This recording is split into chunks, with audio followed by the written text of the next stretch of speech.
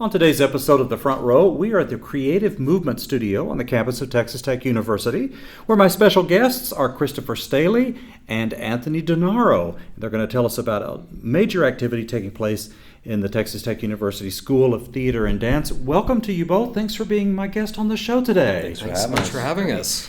Christopher, let's start with you a little bit. Tell us just a little bit about you, your background, where you grew up, went to school, experience, that kind of thing. Sure, thanks very much. Christopher Staley, I'm an assistant professor of movement here at the School of Theater and Dance. I joined here 3 years ago, kind of straight out of my PhD at the University of Pittsburgh, where I got a PhD in theater and performance studies. I was teaching there, teaching at Point Park before I got here as well, Point Park University in Pittsburgh. That was my latest grad school experience. Before that, I took about like a decade or so before I had my master's in acting from, it's a long one, the American Repertory Theater, Moscow Art Theater Institute for Advanced Theater Training at Harvard University. Gracious. It's a mouthful. But that's where I got my MFA in acting, was actually through a program out of Russia. Okay. Before that, Skidmore College was my undergrad experience, and I feel like I'm just trying to relive my glory days as an undergrad, as a teacher now, teaching what I learned then. Cool. When did theater and acting, when did that bug bite you? When did you know that's what you wanted to do? Fourth grade, I would say. My middle school, I went to like a public elementary school, like nothing fancy at all, but they did this really weird thing where they had us do like a full Shakespeare play. Oh, gosh. So like my two little sisters, when they were like, I don't know, 8 years old, both played Lady Macbeth at one point, which was very curious to say the least. But yeah, I did Comedy of Errors in fourth grade of all things, and kind of got a bug there, did a lot of children's theater. And then I sort of fell into what I teach now, which is this movement systems in undergrad. So I teach a very specific set of actor training systems. One is called the Suzuki method of actor training that comes out of Japan. And then the other comes out of the experimental dance scene, and that's called Viewpoints. So I learned those both 20 years ago, and I'm still working with them now. Wow. Is that similar to what when you hear somebody described as a method actor? Is that a way of finding yourself as an actor? Sure, yeah. So method acting is much more geared towards realism, and the two approaches that I teach are they're really much more expansive in terms of thinking about like different styles that we can be thinking about as actors. So not just like kitchen sink realism, but thinking more expressively, more dancerly, more with physical theater in some ways. So yeah, pretty expansive, Right. These two different methodologies. And that brought you to Texas Tech. Great. That brought me to Texas Tech. They were looking for a movement person, and I, this job as like written on page and in terms of how I live my life is like, it's the dream gig. So Right. yeah, it's Glad awesome. to hear that. Tony, what about you? What's your journey that brought you to Texas Tech? Oh man, I am currently assistant professor of practice here at Texas Tech. I'm also in my third year here at Texas Tech. Wow. I actually got my first degree in computer science, Art Institute of Philadelphia. And then years later went back to school at Arizona State University for dance. So dance wasn't always, I guess, a career path. It just kind of revealed itself to me. I've always been dancing. I just didn't look at it as like a job, like pathway or anything like that. So computer science first, I was into graphics and also into music a lot. So I was into a lot of music software and graphic software designing. And I like to do multidisciplinary work. So I'm into like a lot of like gallery showcases that involve music, dance, and visual art. Been doing that for a pretty long time, and now I'm here at Texas Tech. We have now one of the first few hip hop programs here, hip hop dance programs. Mm-hmm. It's not usually required to take a hip hop dance class. Usually it's like just a class that you could take open to the school, but here it's required for dance majors. And only a few schools that I know actually have that in the United States. So this is a pretty big deal here at Texas Tech right now. Okay. Yeah. Where did you grow up? New Jersey. New Jersey. Yeah. Okay. And then moved to Philadelphia when I started my degree for computer science there, yeah. Well, and it sounds like you also had a lot of options. You had music, computer, dance. Yeah. You had to make some choices, I guess, in deciding kind of what you wanted to do. Absolutely, yeah. And then I I think I just like them all together. So I think for a while I was a little bit trying to figure out which one, but it's not about that. It's about just doing them all, I guess. Yeah. And here you can do that. I can, yeah. Oh, that's great. That's why I love universities, because we have all these disciplines in one place, right? So, collaboration, that kind of leads into what we're doing for DanceTech this year. This is like one of our first few collaborations that we've worked on. Otherwise, it's usually just kind of set in dance, but this is a dance theater collaboration this time. So. Well, let's talk about that. You mentioned DanceTech, and that's something that has come up for over a number of years now. So I guess this is a recurring thing with theater and dance, right? What is DanceTech? I'll let Tony answer that. You've been the artistic director for... A couple times, yeah. DanceTech is our dance faculty showcase. So we have students perform the faculty's choreography most of the time, and then if we have a guest artist, we usually put them as well in the DanceTech, and they can display the choreography they made when they were here. So the difference between this year and any other year that we've done, we've collaborated with theater to make like a mixture of both in a way, right? A collaboration, a true collaboration, because we were like really thinking DanceTech usually runs almost like vignettes in a way where it's like piece by piece by piece.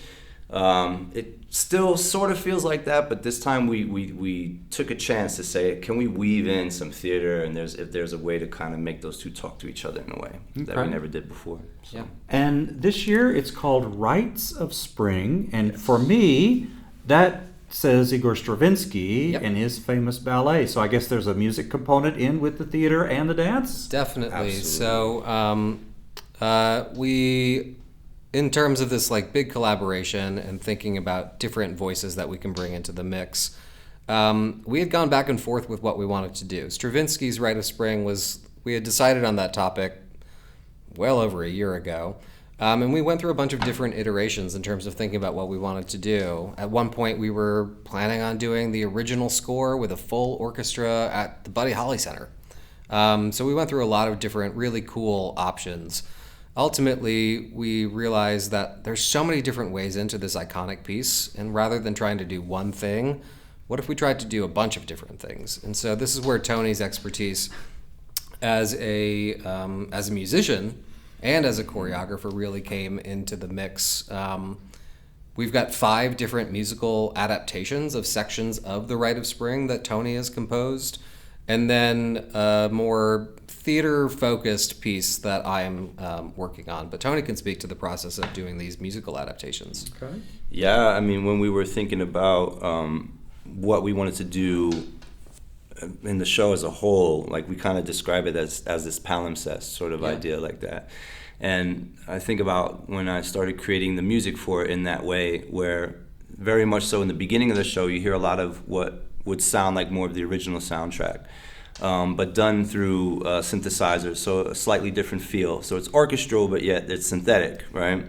And then as you move on through the pieces, there's snippets of what you might recognize as some melodies or certain small moments from maybe the original score, but totally reimagined, recreated with synthesizers in a different way. Right.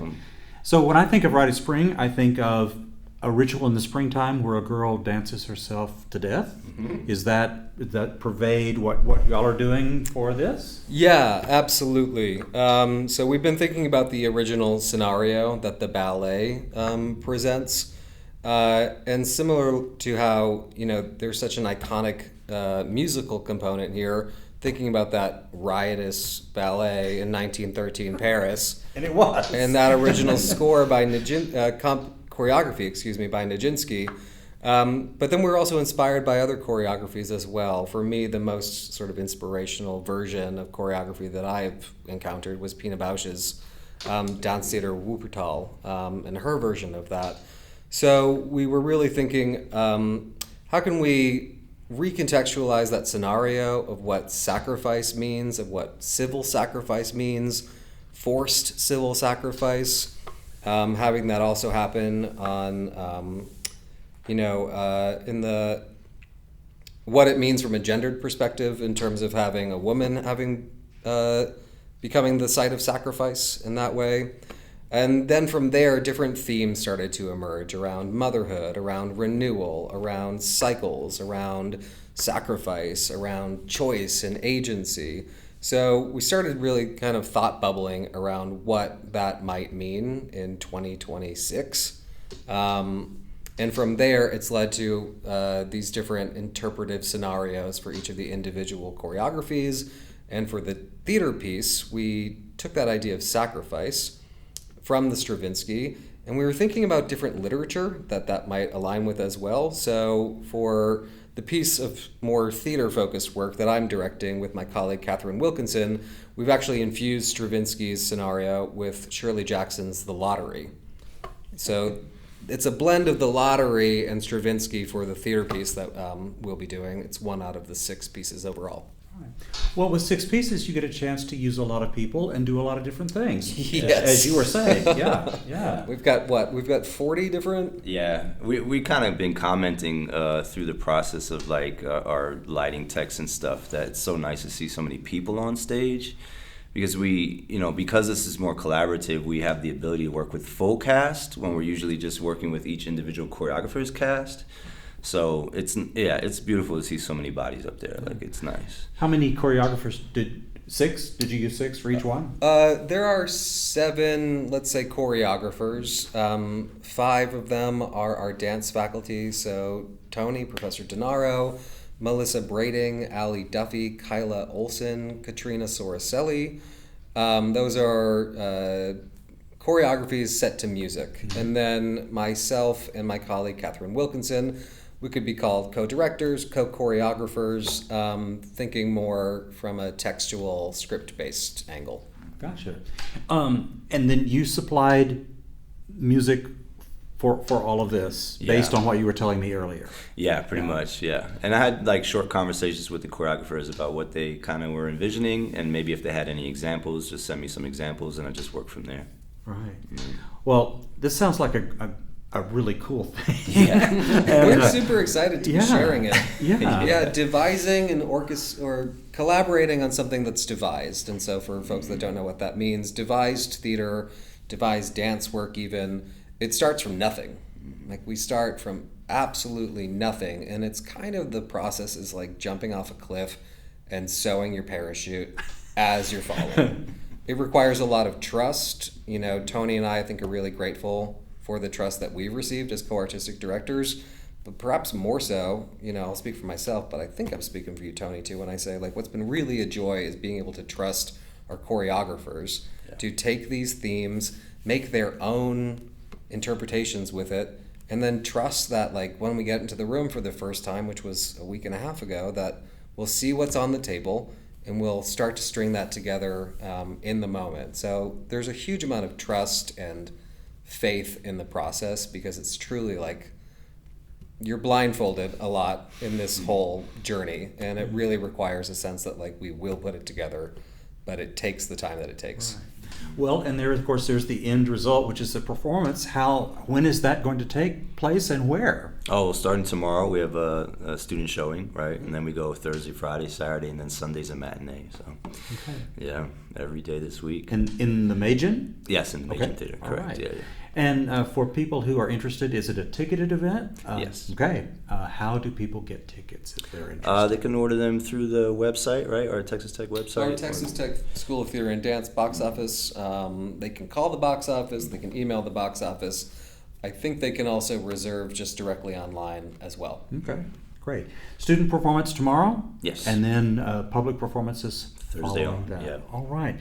Well, best of luck to you both. Thank you. This Thank sounds you like so such much. an ambitious but wonderful project, and I know it's going to. A lot of people are going to be really happy at the end. That's really great. Yeah, we're really excited to share it. Excellent. Thank you both, Christopher Staley and Anthony Denaro, both of the Texas Tech University School of Theater and Dance, with DanceTech.